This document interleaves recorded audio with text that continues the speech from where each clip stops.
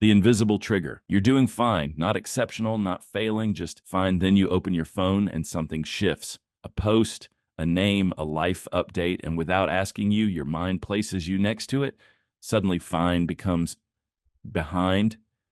Nothing in your life changed in that moment. Same job, same body, same progress, but your internal ranking system updated instantly. That's the part worth noticing because it keeps happening quietly, constantly, and most of the time you don't even call it comparison. You call it just noticing. Part 2, everyday patterns. It shows up everywhere. You scroll and see someone your age doing something bigger, and your day, which was completely fine seconds ago, now feels slightly incomplete. You sit in a meeting, someone speaks, people respond well, and immediately your brain runs a side calculation. Mine wouldn't land like that. You meet an old friend. The conversation is normal, friendly, but part of your attention is tracking invisible metrics: career, relationships, progress, stability. You achieve something you worked for. Then you find out someone else did more, and the achievement shrinks, not because it changed, but because the reference point changed. Part 3, where this comes from. This isn't modern behavior. It's ancient survival logic. For most of human history, your position in the group determined your survival. Resources, protection, status, access, everything. Your brain evolved to constantly answer one question: where do I stand compared to others? Because in that environment, being lower wasn't emotional discomfort, it was risk. So the brain built a tracking system: automatic, fast, constant. It measures status without asking permission. That system never turned off. The environment changed. The hardware didn't. Now it applies survival logic to social media posts and career timelines. Part 4, how comparison runs automatically.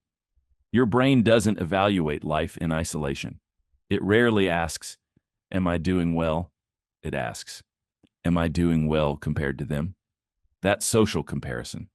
Automatic, not optional. Two directions. Upward comparison leads to motivation plus inadequacy. Downward comparison leads to relief plus temporary comfort. Neither stabilizes, because the system doesn't aim for satisfaction. It aims for calibration, and calibration never ends.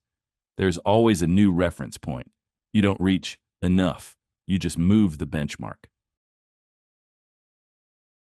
Yeah, part 5, the modern distortion. The internet broke the system. Before, you compared yourself to people around you. Same environment, same constraints, shared reality. Now you compare yourself to edited highlights, selective wins, extreme outliers, strangers with no context. Your life is full resolution. Everyone else's life is highlight reel. The brain doesn't know this difference. It just sees someone similar is ahead and updates your internal position downward, repeated thousands of times. Part 6, how it builds identity. Over time, comparison stops being a moment. It becomes structure. You don't know yourself directly anymore. You know yourself relatively, not who am I, but where am I in relation to others. That creates a specific identity pattern, always slightly behind, always slightly unfinished, always becoming, never arriving. And the trap is this: even when you improve, the reference point moves, so you don't feel progress, you feel repositioning. Part 7, the real cost. Comparison doesn't hurt loudly, it drains quietly. First, attention fractures. You stop experiencing things directly. Everything becomes measured first. A win becomes a ranking. A moment becomes a comparison. A life becomes a position. Second, satisfaction thins out. Nothing fully lands because it's always filtered through relative value. Third, desire gets distorted. You don't want things because you want them. You want them because someone else has them. So even when you get them, the feeling doesn't complete because the origin of the desire was external. Part 8, realization shift. You don't stop comparison by resisting it. That doesn't work because it's not a choice, it's a system. What changes is understanding what it is doing, not truth, not measurement of worth, not objective reality, just a calibration loop reacting to whatever it sees.